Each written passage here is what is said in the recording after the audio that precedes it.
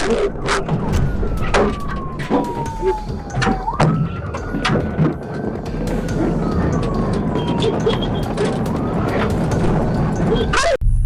here under.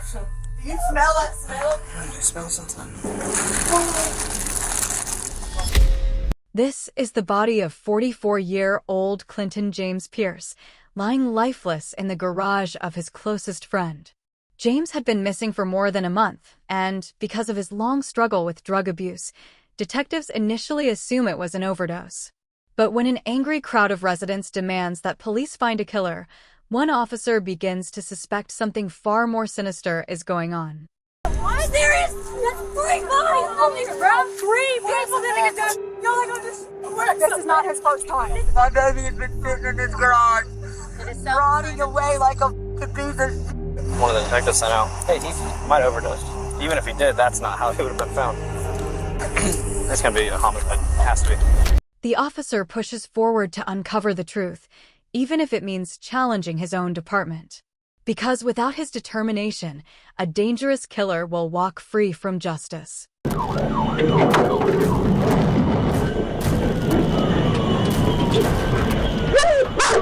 Put your window down! Put both hands outside the car! In the late hours of a Thursday night, officers in Dayton, Ohio, receive a panicked call from a woman saying she's discovered her husband deceased inside a friend's garage. On the phone is Amanda Carson, her voice shaking as she tries to calm her sister Nicole. But when police arrive, they're unaware that nearly the entire neighborhood has already shown up, and the situation is only seconds away from erupting into complete chaos. I'm the one who did the report. Okay, well, can you come in here with me? I'm pretty sure his shoes are in here, underneath the padding. This is his son, this is his wife. Right here. Hey, why don't you guys get back? I thought you guys were actually in the garage. Well, yeah. This is all my personal stuff, and over here under. It's on this little pad. Hey, you step out. And do you see that thing of candy right there where you're standing to your right? Do you smell that smell? I smell something. Under this one in the corner. Hey, he's gonna be.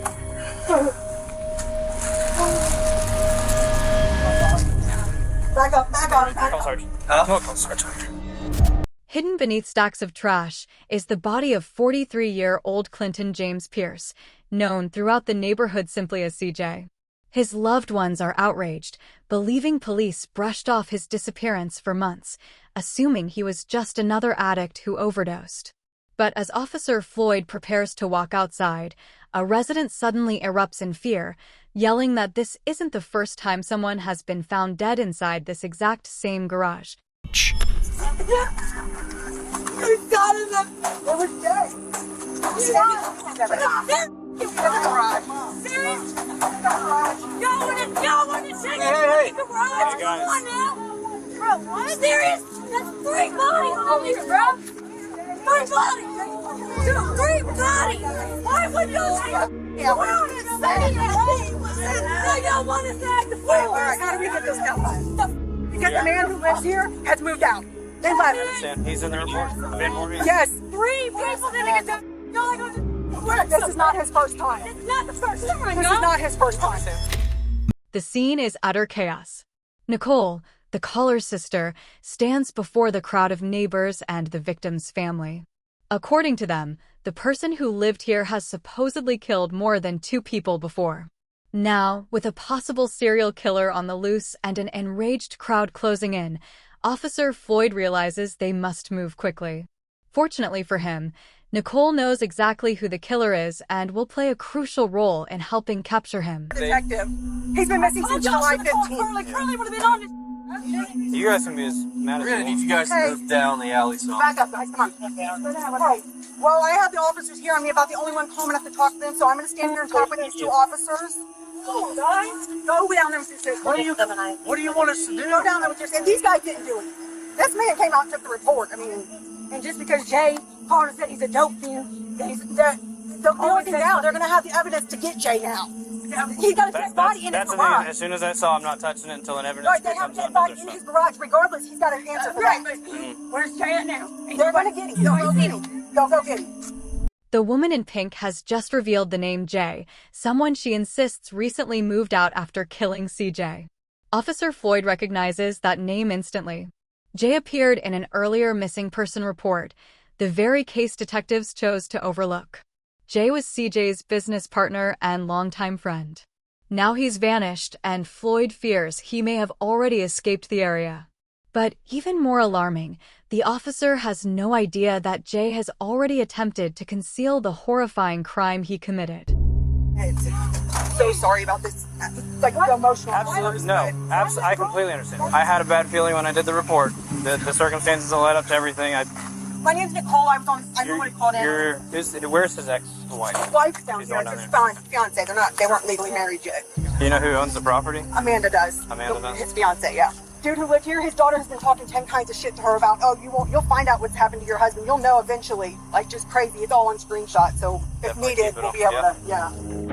With all eyes at the chaotic scene now pointing to the same person, officers finally have a main suspect, 47-year-old Jeremy Van Voorhees, a man whose lengthy criminal record makes him especially dangerous. Meanwhile, the lead officer approaches the victim's wife, Amanda, to gather more details. The police still assume CJ was a drug addict and have not yet ruled out the overdose theory. However, what Amanda reveals next will shock everyone and expose just how completely wrong the authorities have been about CJ all along. I'm how to find the daddy wants to know. Yeah. Amanda? Yeah, yes, that's right. Amanda, I know you're not going anywhere. However, so you own that house, correct? Yes, sir. So the reason, so everybody knows, the reason we're not just punting that door and grabbing whoever we can is because if we do that right now without a warrant, it throws out a lot of evidence. So the detectives can talk to you. I understand. I told you there was something right about this. I agree. There's a rat. That's why they didn't want me around this mother. And that detective, I've been telling him for a month. They're not letting me in the house or the garage. There's something wrong. Oh, but we can't do nothing. We can't do nothing, you son of a bitch. Now what are you gonna do? You're really not gonna do nothing now. How's this story paying out now? He really jumped out of a car and got someone else's car, didn't he?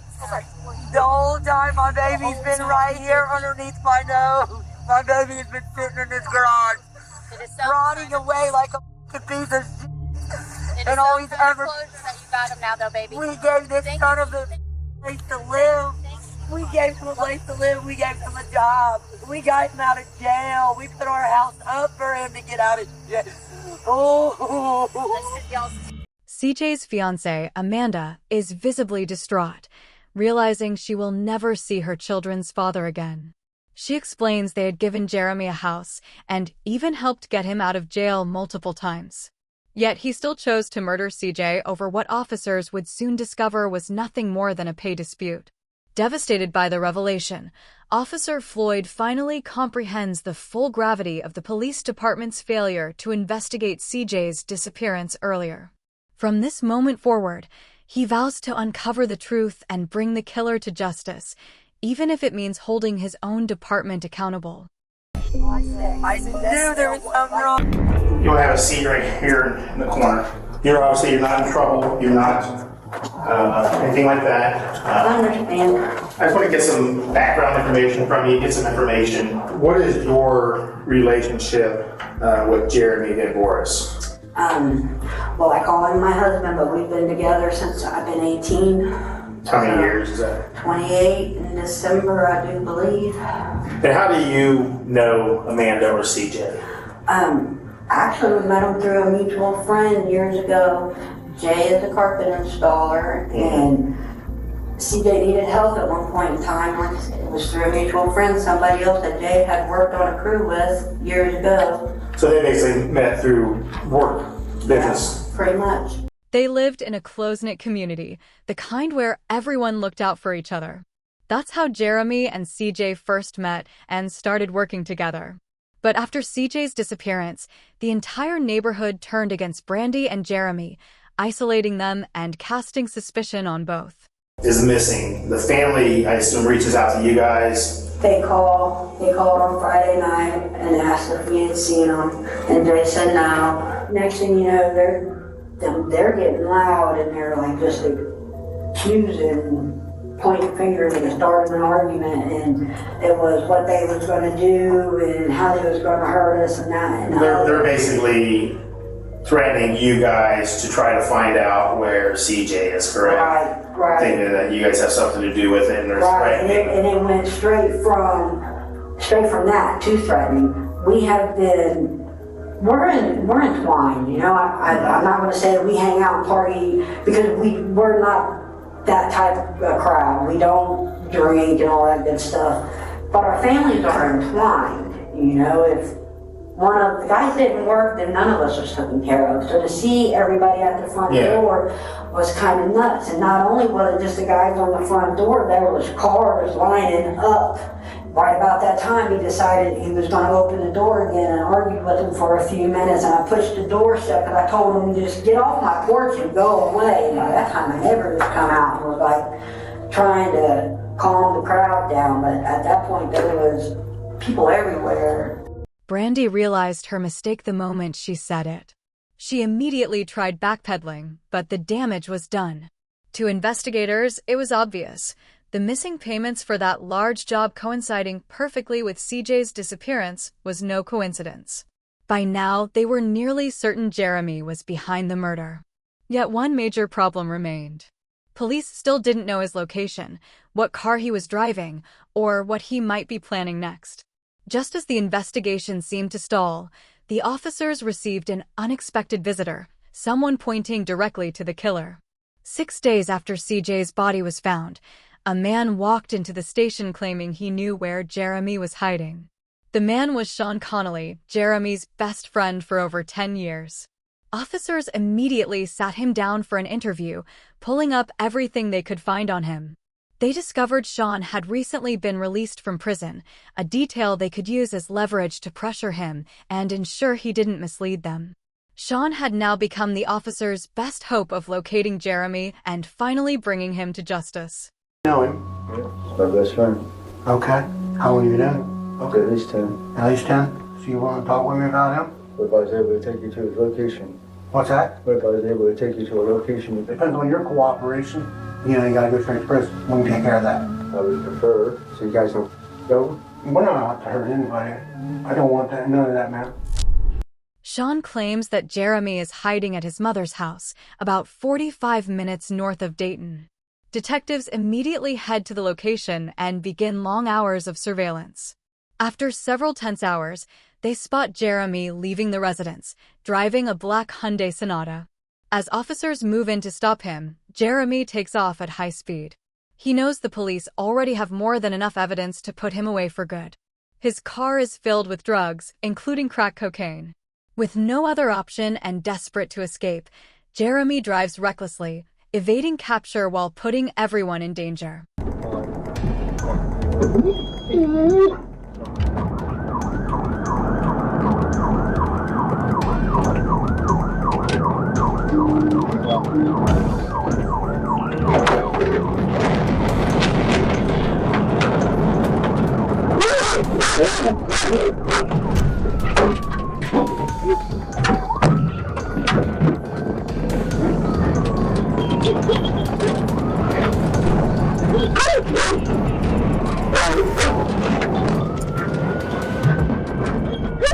Jeremy is driving with total recklessness, showing absolute disregard for anyone else on the road. The officers realize they must stop him immediately. If they fail, innocent lives could be lost. But then, something entirely unexpected occurs, something that will ultimately bring Jeremy to his knees. Slowing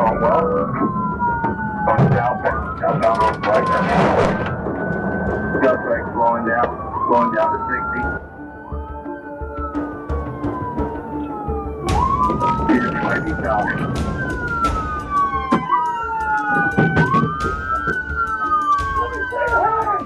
Everybody want your package.